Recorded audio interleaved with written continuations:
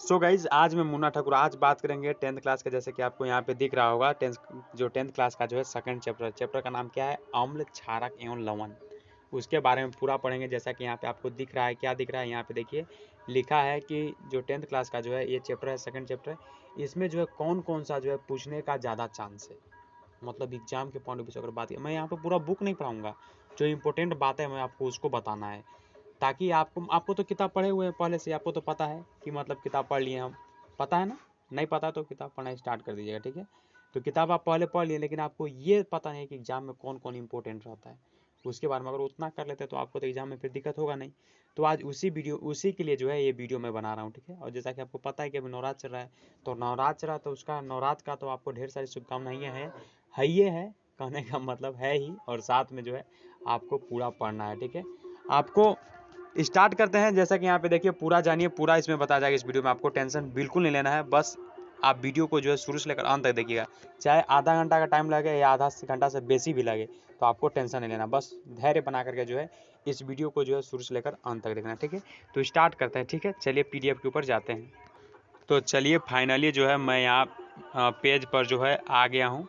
वो पेज क्या है, जैसा कि आपको पता है कि सेकंड चैप्टर का नाम है अम्ल क्षारक एवं लवण। पहले अम्ल क्या होता है उसके बारे में कम से कम 5-10 पॉइंट आप जान लीजिएगा, ठीक है। अम्ल क्या होता है, क्या ये सब के बारे में जान लीजिए। क्षारक क्या है उसके बारे में पूरा आपको जान लेना है। लवण क्या है उसके बारे में पूरा आपको जानना है। कम से कम 5-5 पॉइंट 10 पॉइंट जो है आपको जान करके जो है स्टोर रखना है, ठीक है। मान लीजिए अगर पूछिए दिया कि बताइए कि अम्ल के 5 प्रॉपर्टी क्या है, तो आपको पता रहेगा तभी तो बताइएगा। तो इसके लिए इसीलिए जो है आपको इनके बारे में पूरा आपको जानना है, ठीक है। अगर बात करते हैं, कभी कभी पूछ लेता है, जैसे कि मान लीजिए किसका स्वाद, जैसे कोई का स्वाद अगर खट्टा है, आप जब 5-5 पॉइंट जब जानिएगा तो उसमें आपको सब पता चलेगा।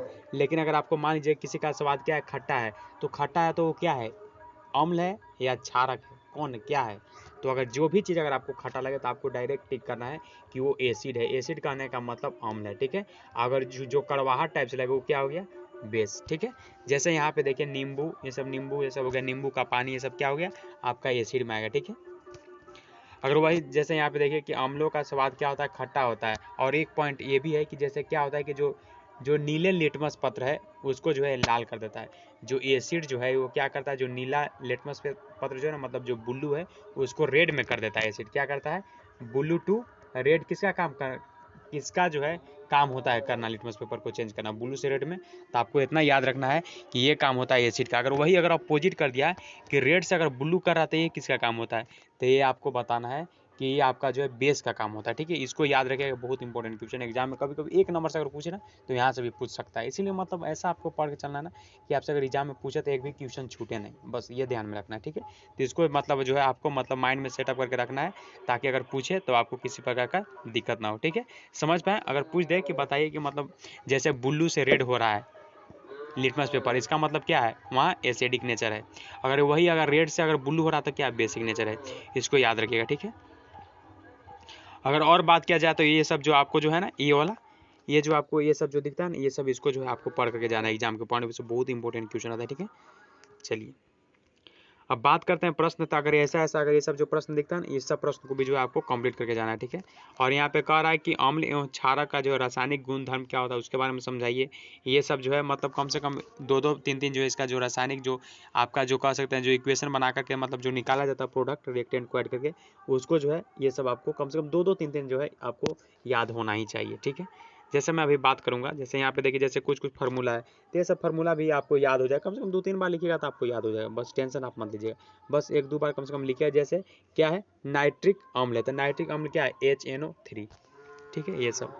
ये सब देख लीजिए। जैसे पूछ देगा कभी कि मान लीजिए सल्फ्यूरिक अम्ल, इसका फार्मूला क्या होता है। चाहे सल्फ्यूरिक अम्ल के साथ अगर कुछ जोड़ा जाता है, मतलब एसिड को अगर बेस के साथ जोड़ा जाता है तो क्या मिलेगा, इस टाइप का भी इक्वेशन हम इस वीडियो में देखेंगे। तो आपको टेंशन नहीं लेना, आगे और भी देखेंगे, ठीक है। तो मतलब ये सब याद रखना है बस, ठीक है। अब यहाँ पे बहुत इंपॉर्टेंट, जैसे यहाँ ये ब्लैक वाला जो दिखता है ना, इसको जो है इसको याद करके जाइएगा, इसको इंपॉर्टेंट क्वेश्चन मानना है, ठीक है। जैसे कह रहा है कि गंधीय यानी ऑल्फैक्टरी सूचक किसे कहते हैं, क्या आपको पता है, नहीं पता था, नहीं पता है तो इसको याद रखिए। जैसे कभी कभी क्या होता है कि जैसे मान लीजिए कोई रिएक्शन कर रहा है, ठीक है, जैसे उसमें चाहे हो सकता है अम्लीय कुछ बात हो, अम्ल का कुछ चीज़ हो, या बेस जो क्षारक चीज़ है उसका हो, तो मतलब ये सब दोनों का जो पदार्थ जो है, अगर इसमें से कोई गंध निकलता है, अम्लीय गंध निकले या क्षारीय गंध निकले, मतलब कोई भी अगर गंध निकलता है तो जो गंध हमको स्मेल जो सूंघते हैं उसी को बोलते हैं गंधीय सूचक। ठीक है, ये सब आपको ध्यान देना है। ठीक है, चलिए क्रियाकलाप ये सब पढ़ लीजिएगा। कोई मतलब मोटा मोटी अगर बात करें तो आपको बुक बढ़िया से पढ़ लेना है। बस अगर एनसीईआरटी कंप्लीट है तो दुनिया का कहीं से भी अगर एग्जाम आया तो इतना जो है ना, चाहे जैक बोर्ड वाला हो चाहे सीबीएसई बोर्ड वाला, बस इतना ही करता है कि एनसीईआरटी बुक से ही क्वेश्चन को टच करता है, ताकि बच्चा लोग के लिए हो सकता है कोई बच्चा अगर उतना हाई लेवल का बुक नहीं पढ़ पाए तो एनसीईआरटी ऐसा बुक है जिसमें आपको मतलब जो और मतलब कह सकते हैं कि इसमें थोड़ा सा जो है और बुक से जो है इसमें इसको बेस्ट माना जाता है। ठीक है, क्योंकि इसमें जो है किसी प्रकार का दिक्कत नहीं होता है,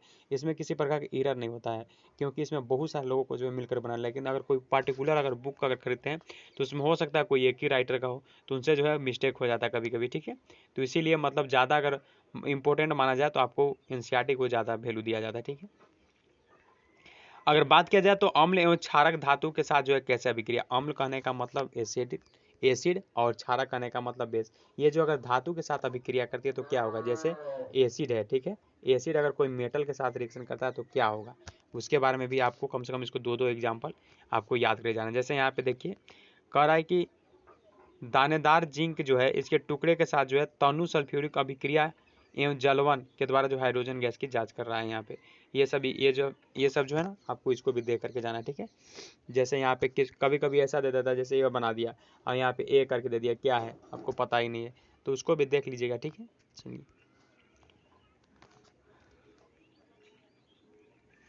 और अगर बात जैसे यहाँ पे देखिए मैं जैसे आपको बता रहा था क्या चीज़ कि जैसे कोई एसिड है और कोई क्या धातु है तो जूटा तो क्या बनेगा, मतलब उसको ऐड करें तो क्या होगा, अभिक्रिया रिएक्शन करवाए तो क्या होगा, तो आपको बताना है लवण प्लस हाइड्रोजन गैस बनेगा। लवण प्लस हाइड्रोजन, जब भी अगर कोई धातु रहेगा और क्या रहेगा, एसिड रहेगा, जब धातु और एसिड को अगर जोड़ेंगे तो क्या बनेगा, नमक और हाइड्रोजन गैस, लवण और हाइड्रोजन गैस जो है रिलीज होगा। ठीक है, जैसे यहाँ पे अभिक्रिया करके देखा है, जैसे यहाँ पे क्या किया, NaOH को Zn से किया है। Zn क्या है, Zn एक आपका मेटल है। ठीक है, और NaOH क्या है, बेसिक नेचर का। इसको जब रिएक्शन कराया तो क्या बना, सोडियम जिंकेट यानी Na2ZnO2 plus H2 hydrogen release हुआ। ठीक है, तो मतलब मेटल के साथ अगर एसिड रिएक्शन हो रहा है, एसिड के साथ या बेस के साथ, तो आपको हाइड्रोजन गैस रिलीज करेगा। ठीक है, बस ये सब ध्यान दीजिए।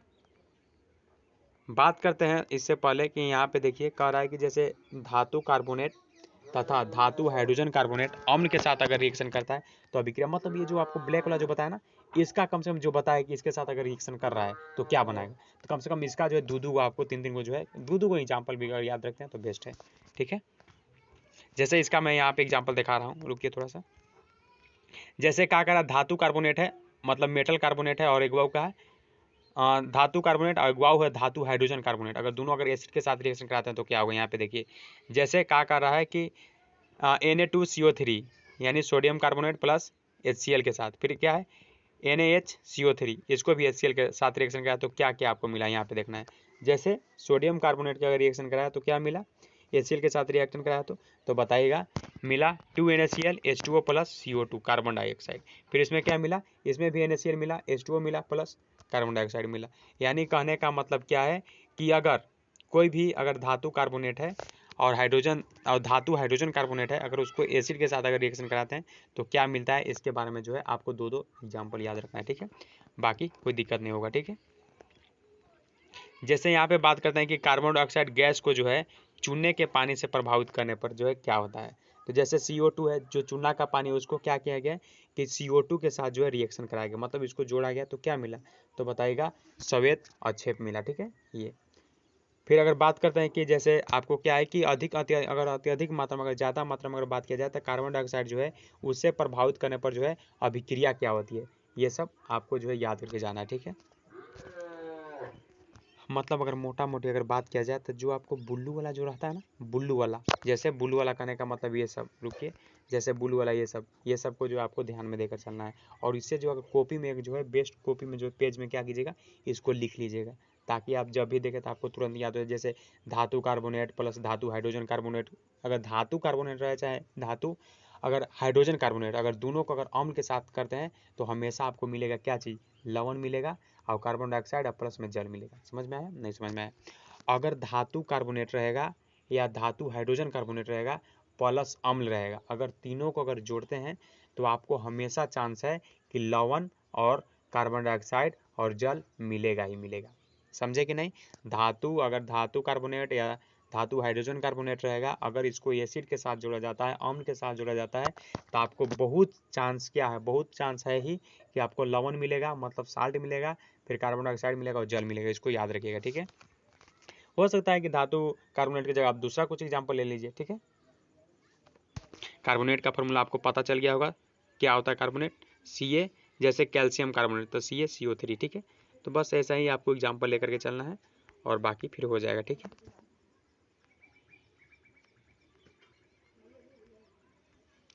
अगला है यहाँ पे कि बताइए जैसे अम्ल एवं क्षारक जो है परस्पर कैसे अभिक्रिया करते हैं।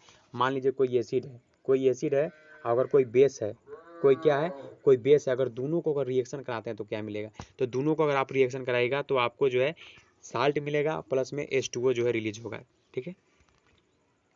देखिए यहाँ पे दिया हुआ है कि अगर थोड़ा सा रुकिएगा, जैसे यहाँ पे दिया हुआ है कि अम्ल द्वारा क्षारक पर प्रक्षेपित प्रभाव तथा क्षारक के द्वारा अम्ल का प्रभाव समाप्त हो जाता है, मतलब दोनों को जब रिएक्शन करते हैं तो न्यूट्रल हो जाता है, ठीक है।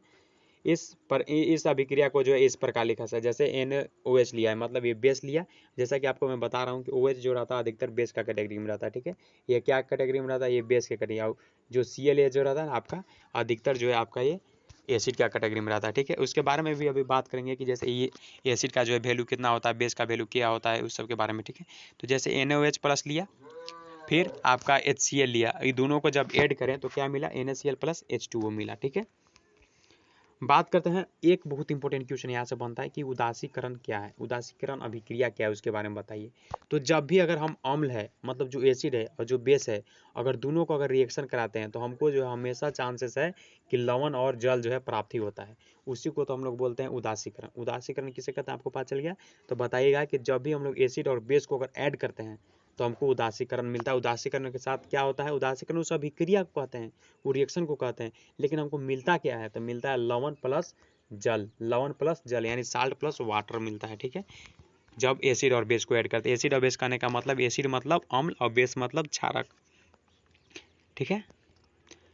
तो यहाँ पे देखिए क्षारक प्लस अगर अम्ल को अगर किया तो क्या मिला, लवण प्लस जल मिला, मिला कि नहीं। यहाँ पे बस ये ब्लू वाला आप ध्यान में दीजिएगा, बहुत इंपॉर्टेंट क्वेश्चन है, तो ब्लू वाला समझ जाइएगा तो फिर कोई दिक्कत नहीं। जैसे फिर कहा कि अम्लों के साथ अगर धात्विक ऑक्साइड को अभिक्रिया करते हैं तो क्या है, अम्ल के साथ, अम्ल मतलब एसिड के साइड अगर धात्विक ऑक्साइड, धात्विक ऑक्साइड कहने का मतलब आप समझ पाएंगे, धातु है और उसके साथ ऑक्साइड भी ऐड है, अगर दोनों को ऐड करते हैं तो क्या मिलता है, उसके बारे में फिर आपसे पूछ रहा है। तो यहाँ पे देखिए एग्जाम्पल दिया हुआ है क्या मिलेगा से, जैसे कोई धातु है, कोई क्या है, कोई धातु ऑक्साइड है और कोई क्या है, अम्ल है, तो क्या मिलेगा, लवण प्लस जल। बस यही आपको तो ध्यान में देना है। जैसे मान लीजिए कोई धातु ऑक्साइड है, ठीक है, और कोई क्या है, एसिड है, अगर दोनों को ऐड करें तो हमेशा लवण और जल मिलेगा, ठीक है। बस इसका उदाहरण एक और दो देख लीजिएगा, बाकी कोई दिक्कत नहीं। चाहे अगर ब्लू वाला भी आप याद रखें तो आपको एग्जाम में जो बनाने में कोई दिक्कत नहीं होगा, कि जैसे धातु ऑक्साइड है, अगर उसके साथ अगर एसिड को ऐड करते हैं तो हमेशा लवण और जल मिलेगा। बस इतना भी याद रहेगा तो आप वहाँ पे बना लीजिएगा, ठीक है। अब बात करते हैं कि जैसे क्या होता है कि क्षारक के साथ अगर अधात्विक ऑक्साइड की अभिक्रिया करते हैं तो क्या होता है, ठीक है। इसके बारे में भी आपको यहाँ पे देखिए कह रहा है कि अगर जैसे क्रियाकलाप 2.5 में कार्बन डाइऑक्साइड और कैल्शियम हाइड्रोक्साइड चूने का पानी है, जो इसको बीच जो है अभिक्रिया देखी, कैल्शियम हाइड्रोक्साइड जो एक क्षारक है, कैल्शियम हाइड्रोक्साइड क्या है, यह एक क्षारक है, मतलब बेसिक नेचर का है, और कार्बन डाइऑक्साइड के साथ अभिक्रिया करके जो है लवण और जल का जो है निर्माण करता है। कहने का मतलब अगर क्षारक भी है, जो बेस भी है, अगर ये भी अगर अधात्विक ऑक्साइड के साथ अगर रिएक्शन कराता है तो लवण और जल जो है इसको मिलता है। इसमें भी लवण और जल मिलता है, जो हम लोग एसिड से भी जब रिएक्शन करवाए थे, यहाँ पे देखिए जब हम लोग क्या कराए थे कि जो धात्विक ऑक्साइड था उसको भी हम लोग एसिड से जब रिएक्शन कराए थे तो लवण जल मिला था। अगर क्षारक के बारे में बात किया जाए तो इसको अगर अधात्विक ऑक्साइड से भी अगर रिएक्शन कराते हैं तभी हमको लवण और क्षारक, लवण और जल मिलता है, ठीक है। बस यही सब देखना है। और यहाँ पे जैसे क्वेश्चन आ गया, यहाँ पे क्वेश्चन क्या बन सकता है, एक क्वेश्चन बहुत इंपॉर्टेंट है, इसको याद रखिएगा कि पीतल एवं तांबे के बर्तन में जो दही खट्टा क्यों हो जाता है, तो ये रिएक्शन कर लेता है, इसी के चलते जो है ये खट्टा हो जाता है। इसको बढ़िया से देख लीजिएगा, ठीक है। कह रहा है कि फिर धातु के साथ जो है अम्लों की अभिक्रिया के समानता कौन सी गैस निकलती है। धातु के साथ अगर अम्ल का अभिक्रिया करते हैं तो कौन सा गैस निकलता है, आपको तो पता चला ना, हाइड्रोजन गैस निकला। नहीं पता चलो तो एक बार फिर से देख लीजिए। जैसे धातु के साथ हम लोग क्या किए थे, अम्ल को रिएक्शन कराए थे। यहाँ पे देखिए, जैसे देखिए ये आपका बेस वाला हो गया, किधर गया, तो इतना आपको ध्यान में रखना है कि हाइड्रोजन गैस रिलीज करता है, ठीक है, ज़्यादा भी नहीं मिल रहा है, ठीक ना। चलिए ये सब अब ब्लू वाला जितना भी मतलब ये सब रहता है ना, इसको मतलब आपको कंप्लीट करके चलना है, ठीक है। चलिए अब बात करते हैं कि क्या कर रहा है कि सभी अम्लों एवं क्षारकों की क्या समानता है, मतलब जो जितना भी अम्ल है और जितना भी क्षारक है वो दोनों में मतलब क्या समानता है उसके बारे में मतलब इसमें जानेंगे, ठीक है। जैसे यहाँ पे कभी कभी ये वाला दे देता है ना, इसको भी आपको इंपॉर्टेंट मान करके चलना है, ठीक है। और क्रियाकलाप पे सब देख लीजिएगा, ठीक है। जैसे यहाँ पे कभी कभी इंपॉर्टेंट आ जाता है, जैसे क्या होता है कि अम्लों में जो है H+ आयन होते हैं, अम्लों में क्या होता है H+ आयन होते हैं, ये भी एक पॉइंट हो गया। तथा ऋणायन जैसे जैसे HCl में Cl- यानी ऋणायन है मतलब नेगेटिव में है, इसको मतलब ऑक्टेट पूरा करने के लिए चाहिए कुछ, कितना ऑक्टेट चाहिए वो आपको पता करना होगा, एक चाहता है, ठीक है। अगर बात करते हैं जैसे कह रहा है कि अम्लों में उपस्थित धनायन यानी H+ है, इससे ज्ञात होता है कि अम्ल विलयन में हाइड्रोजन में H+ आयन एक्वा उत्पन्न करता है, इसी कारण गुणधर्म जो है अम्लीय होता है, ठीक है। और अगला है कि जलीय विलयन में अम्ल या क्षारक का क्या होता है, जो जलीय विलयन है मतलब जो लिक्विड वाला जो चीज़ है उसमें जो अम्ल या क्षारक का क्या होता है। तो यहाँ पे देखिए कह रहा है कि एक मतलब एक क्रियाकलाप करता है, उसके हिसाब से जो यहाँ पे समझाया गया है, ठीक है।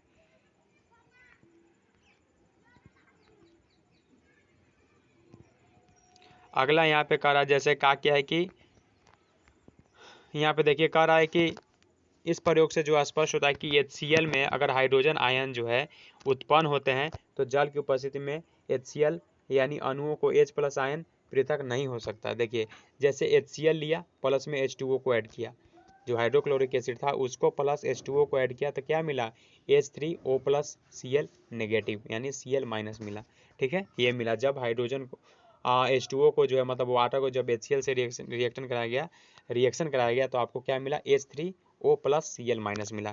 तो यहाँ पे देखिए कि हाइड्रोजन आयन जो है स्वतंत्र रूप में नहीं रह सकते हैं, लेकिन ये जल के अणुओं के साथ जो है मिलकर रह सकते हैं, यानी इसीलिए हाइड्रोजन आयन सदैव जो है H+ यानी एक्वा और हाइड्रोजन जो है H3+ को जो है दर्शाना चाहिए।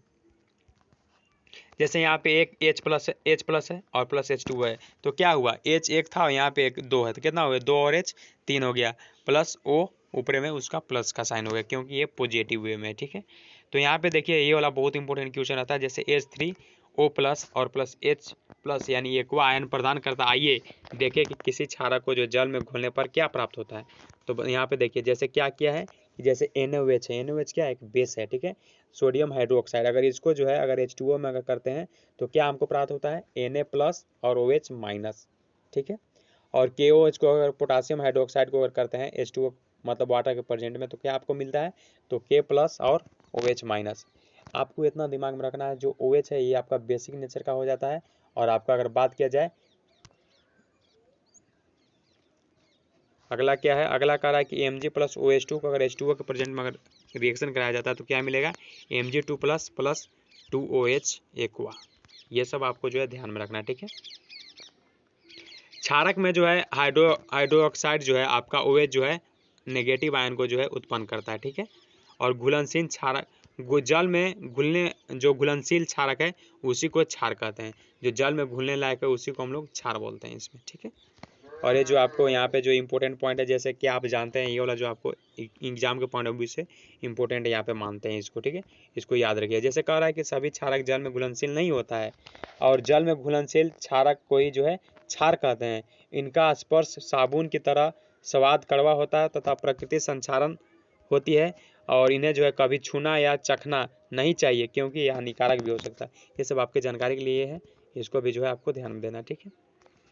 और जैसे यहाँ पे दिया हुआ है क्या चीज़ दिया हुआ है कि अम्ल प्लस क्षारक, जैसा कि मैंने आपको पहले बताया था कि कैसे क्या कीजिएगा कि मैं आपको बताऊंगा, तो यही है कि अम्ल प्लस अगर क्षारक को ऐड करते हैं तो क्या मिलेगा लवण प्लस जल। तो यहाँ पे मान लीजिए कोई H है, ठीक है, H+ X+ Ml किया है, ठीक है, और OH, तो इसको क्या मिला यहाँ पे देखिए जैसे कोई है H हाइड्रोजन है plus X plus M plus OH। OH क्या है OH आपको जो हो गया बेस हो गया, अब H क्या हो गया ये आपका अम्ल के लिए लिया है, ठीक है, यानी अम्ल के लिए, OH लिया क्षारक के लिए, और X और M है कोई है, ठीक है। तो जब E क्या हुआ कि यहाँ पे क्या हुआ, M और X जो है इससे रिएक्शन हो जाएगा, और जो ये OH है और ये H से हो जाएगा, तो क्या हो गया, HOH हो गया। कहने का मतलब जैसे H प्लस हो गया, ठीक है, प्लस OH माइनस, ठीक है। अभी दोनों के क्या ऐड किया तो क्या हुआ, H2O मिला, ठीक है। जैसे यहाँ पे देखिए ना आप, यहाँ पे क्या देखिए, यहाँ पे यही देखिए कि जो आपका ये M था वो क्या हुआ कि X दोनों मतलब ऐड हुआ, ठीक है। तो यहाँ MX मिल गया, और प्लस में क्या हुआ, HOH है, तो यानी यहाँ पे HOH मतलब H दो है, तो H2O भी तो यहाँ पे लिख सकते हैं ना, क्या लिख सकते हैं, H2O भी लिख सकते हैं, ठीक है। चलिए, और यहाँ पे जैसा कि ये सिंबल दिया हुआ है कि ये सब जो है आप लोग को लिए जो है हानिकारक है, ये सब मतलब जहाँ अगर चेतावनी देता है तो इसको मतलब आपको मानना है, ठीक है। बाकी तो ऐसा नहीं है। हाँ, तो ये इसको जो है इसको भी आपको इंपॉर्टेंट मान कर चलना, ये सब आपको जो है तैयारी करके जाइएगा एग्जाम में, ठीक है। चलिए, बात करते हैं कि जैसे अम्ल एवं क्षारक जो है विलयन कितने प्रबल होते हैं। जो अम्ल है और क्षारक है जो विलयन में जो है कितने प्रबल होते हैं, मतलब कितने स्ट्रॉन्ग होते हैं, इसके बारे में पूछ रहा था। थोड़ा सा इसके बारे में जान लेते हैं, ठीक है, उसके बाद फिर आगे बढ़ेंगे, ठीक है। तो कह रहा है कि हम जानते हैं कि अम्ल क्षारक के सूचकों का जो उपयोग करके अम्ल एवं क्षारक के अंतर को जो है प्रदर्शित किया जा सकता है, मतलब उसका जो सूचक होता है, जो जानने का जो विधि है, उससे हम लोग जान सकते हैं कि कौन कितना प्रबल है, कौन स्ट्रॉन्ग है, ठीक है। H प्लस और OH आयनों के जो है विलयन की जो है सांद्रता कम होना तथा तनुकरण के बारे में पढ़ा था। क्या हम किसी विलयन में उपस्थित आयनों की संख्या जान सकते हैं, मतलब कोई भी अगर लिक्विड चीज़ है उसमें हम जान सकते हैं कि कितना क्या उपस्थित है। हम ज्ञात कर सकते हैं कि इसको जानने के लिए हमें सार्वत्रिक सूचक अनेक जो है सूचकों का जो है मिश्रण होता है, उपयोग करके जो है ज्ञात कर सकते हैं। सार्वत्रिक सूचक किसी विलयन में जो है हाइड्रोजन आयन की जो है विभिन्न सांद्रता और विभिन्न रंगों को जो है प्रदर्शित करता है, ठीक है। किसी विलयन में जो उपस्थित हाइड्रोजन आयन की जो है सांद्रता ज्ञात करने के लिए जो है एक स्केल विकसित करना होगा, वो आपका है पीएच स्केल। आपको मतलब एक पीएच स्केल होता है जो क्या करता है, वो माप करता है कि एसिड कितना है, बेस कितना है, ठीक है।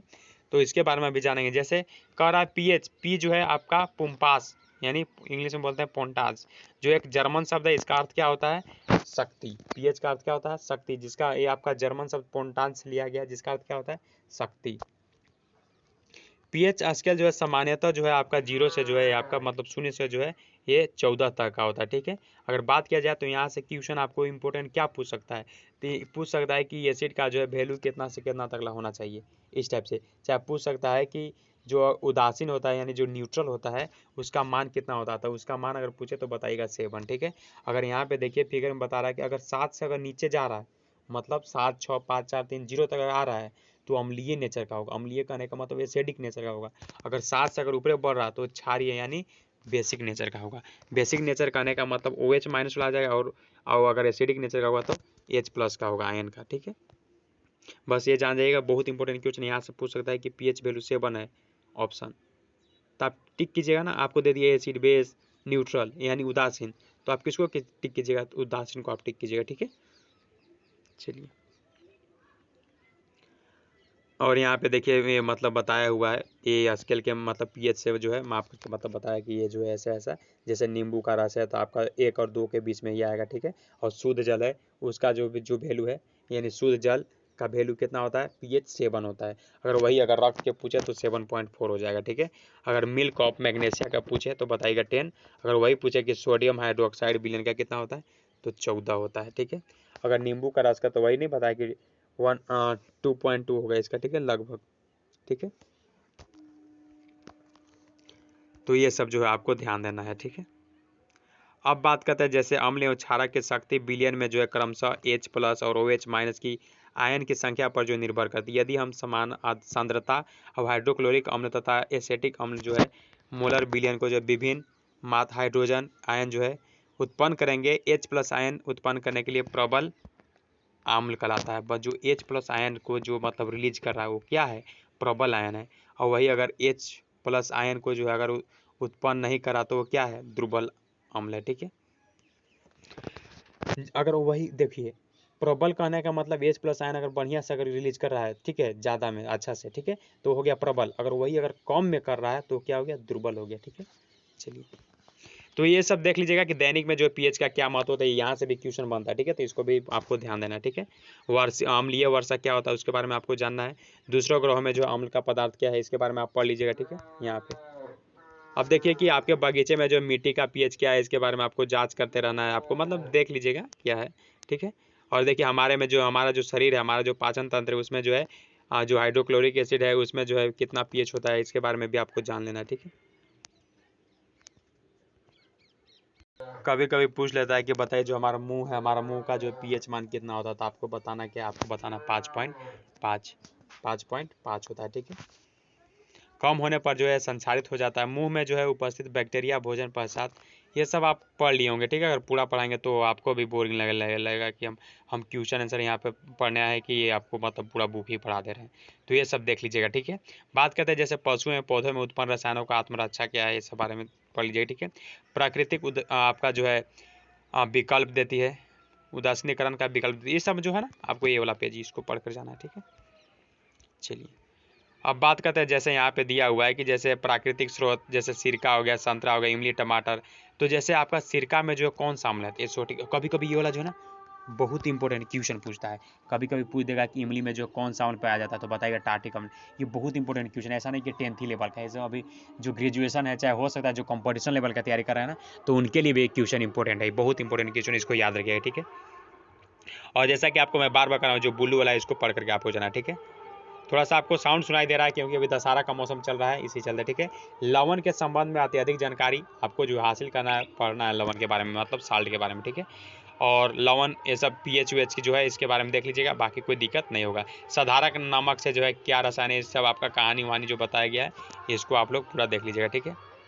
अच्छा, खनिज नमक कभी कभी पूछ देता है कि खनिज नमक क्या है, क्या आपको पता है, नहीं पता था, नहीं पता है तो यहाँ पे पढ़ लीजिएगा। जैसे कह रहा है कि विश्व के जो है कई भागों में जो है ठोस लवण का जो है निक्षेपण होता है, वह आकार में जो है बड़े क्रिस्टल प्राय अपद्रव्य के कारण जो है भूरे रंग के होते हैं, इसी को जो हम लोग क्या बोलते हैं, खनिज नमक बोलते हैं, ठीक है।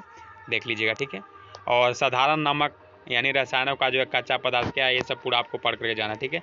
यहाँ से क्वेश्चन आपको बनता है, जैसे कहा हुआ कि क्लोर क्षार क्या है, तो इसके बारे में जैसे सोडियम क्लोराइड का जो है जलीय यानी विलयन के साथ जो है यानी जल से जो है विद्युत प्रभावित करने पर जो है जो वियोजित होकर सोडियम हाइड्रोक्साइड जो है उत्पन्न करता है, इसी प्रक्रिया को जो हम लोग क्या बोलते हैं, क्लोर क्षार बोलते हैं। आपसे क्वेश्चन पूछ सकता है, बताइए क्लोर क्षार क्या है।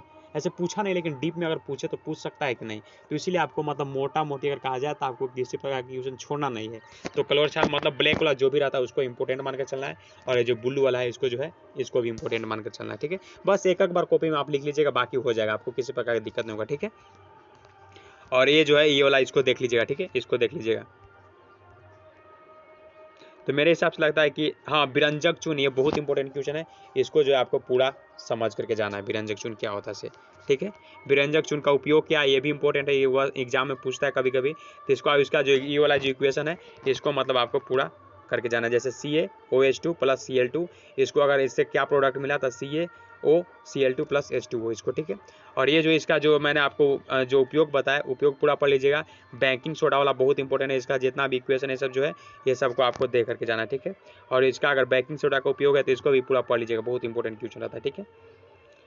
उपयोग मतलब कम से कम यहाँ पे 3 है, और गूगल से जो आपको सर्च कर कम से कम 5 याद कर लीजिए। ऐसे 2-3 पूछे, लेकिन मान लीजिए उस टाइम अगर कोई नहीं याद है तो ये सब भी। फिर धोने का सोडा है, इसका फार्मूला आपको याद होना चाहिए, धोने का सोडा का उपयोग क्या है, कैसे बनता है, सब के बारे में जो है आपको पूरा जानना है, ठीक है। और कभी कभी मैं आपको ये भी बताऊं कि जैसे कभी कभी A भी करके दे देता है, तो A भी करके दे देता है, तो इसको भी तो जानना जरूरी है ना, इसको भी देख लीजिएगा, ठीक है। प्लास्टर ऑफ पेरिस बहुत VVI क्वेश्चन इसको कह सकते हैं, इसको VVI क्वेश्चन कह सकते हैं, क्योंकि एग्जाम में पूछा है ये, ठीक है। प्लास्टर ऑफ पेरिस से पूछता है ये, चाहे बेकिंग सोडा से भी पूछा है, धोने का सोडा, ये सब जो है ना सबसे पूछता है, तो ये सब से जो है आपको याद करके जाना है, ठीक है। बाकी कोई दिक्कत नहीं होगा, ये सब पढ़ लीजिएगा, ठीक है। और फार्मूला जो है ना इसको बस आपको कंप्लीट रखना है, बाकी कोई दिक्कत नहीं होगा, ठीक है। और ये जो मैं बार बार आपको कह रहा हूँ ये सब जो है आपको याद रखना है। जैसे कभी कभी एग्जाम में पूछता है ये वाला, जैसे प्लास्टर ऑफ पेरिस से जो है जल के साथ अभिक्रिया करने से समीकरण बनाई, बहुत इंपॉर्टेंट क्वेश्चन है, इसको आपको करके ही जाना है, ठीक है। हाँ, तो मेरे हिसाब से लगता है कि हम लोग जो है पूरा कंप्लीट कर लिया। और लास्ट में जब पूरा बुक अगर आप पढ़ लीजिएगा तो लास्ट में जो ये वाला पेज है ना इसको पूरा पढ़ लीजिएगा, पूरा कंप्लीट हो जाएगा ऐसे भी, ठीक है। चलिए, तो मेरे हिसाब से लगता है कि आपको पूरा समझ में आ गया। अगर बात किया जाए तो पीएच वाला जो है ना, पीएच उदासीन का जो है पीएच मान कितना होता है, इसको पूरा आपको कंप्लीट मान के चलना है, पूरा चांस है कि आ ही सकता है। ठीक है, ये सब जो आपको ध्यान देना है। ठीक है, तो आज का जो हम लोग सेकेंड चैप्टर जो था पूरा कंप्लीट कर लिए। अगर किसी प्रकार का अगर दिक्कत होता है तो आप कंप्लीट मतलब कमेंट में लिख सकते हैं। जैसे यहाँ पे क्वेश्चन एक आ गया कि बताइए जो लाल लिटमस पेपर है, लाल को जो है नीला कर देता है, यानी इसका पीएच क्या होगा। तो हम क्या बताए थे कि जो अगर ब्लू था तो ब्लू को रेड कर रहा था तो एसिडिक में जा रहा था, ब्लू से रेड। अगर रेड से क्या हो रहा है तो रेड से अगर ब्लू हो रहा था, इसका मतलब बेसिक। तो बेसिक का क्या कंसेप्ट था, तो बेसिक का कंसेप्ट था कि अगर देखिए पहले 0 से 7 था और फिर 7 से 14 था। ठीक है, बढ़िया से ध्यान से सुनिएगा। अगर 7 से अगर नीचे आता है तो क्या एसिडिक नेचर होगा, अगर 7 से ऊपर जाता है तो क्या होगा, बेसिक नेचर होगा। तो क्या कह रहा है कि जो लाल लिटमस पेपर है वो क्या हो रहा है, ब्लू कर रहा है। तो हम लोग जान रहे थे कि ब्लू से जब रेड हो रहा था वो एसिडिक वाला था, और जब रेड से जब ब्लू होगा तो क्या होगा, बेस वाला होगा। तो बेस वाला होगा यानी रेड से क्या हो रहा है, ब्लू हो रहा है, यानी लाल से क्या हो रहा है, नीला कर रहा है। तो नीला करे इसका मतलब क्या, 7 से ऊपर जा रहा है, तो यानी 10 वाला इसका ऑप्शन होगा। तो मतलब क्वेश्चन जो आंसर जो है ना किताब का, इसको भी जो आपको कंप्लीट कर लीजिएगा, बाकी कोई दिक्कत नहीं होगा। ठीक है, तो मेरे हिसाब से और एक अगर बात किया जाए तो यहाँ पे ए बी करके जो देता है ना, ये सब को जो है ध्यान में रखिएगा, इसको इंपॉर्टेंट मानना है। ठीक है, चलिए, तो मेरे हिसाब से लगता है कि आज का जो सेकेंड चैप्टर मैंने जो आपको बताया पूरा कंसेप्ट के साथ बताया कि कहाँ से क्या पूछता है कैसा नहीं। अगर इसमें भी कोई दिक्कत रहता है तो कमेंट कीजिएगा, और अगर किसी प्रकार का दिक्कत होता है तो बताइएगा। जैसे कि एक कमेंट किए हुए थे 2-in-1 गेमर करके था, उन्होंने कहा था कि शायद पीडीएफ भेज दीजिएगा, जैसे कि मतलब जैसे फर्स्ट चैप्टर का जो इक्वेशन का होता है उसका पीडीएफ भेजने के लिए उन्होंने बोला था। तो मैं आपको भेज दूंगा पीडीएफ, आपको टेंशन नहीं लेना है, डोंट वरी। मैं आपको प्रयास करूंगा कि उसका जो है मतलब इक्वेशन का जो स्पेशल आपको भेजूंगा। नहीं तो एनसीईआरटी का जो है ना सिर्फ उसको ही नोट कर लीजिए, पीडीएफ के क्या जरिए, आप जो बुक का है उसी को याद कर लीजिए। बस एनसीईआरटी से एग्जाम में पूछता है, बाकी कहीं से नहीं पूछेगा। ठीक है, तो याद कर लीजिएगा। ठीक है, तो मिलते हैं फिर नेक्स्ट वीडियो में। कमेंट करके बताइएगा कि आपको वीडियो कैसा लगा, ताकि मैं फिर नेक्स्ट वीडियो आपको प्रोवाइड कर सकूं। मिलते हैं एक फ्रेश वीडियो में। Thank you so much.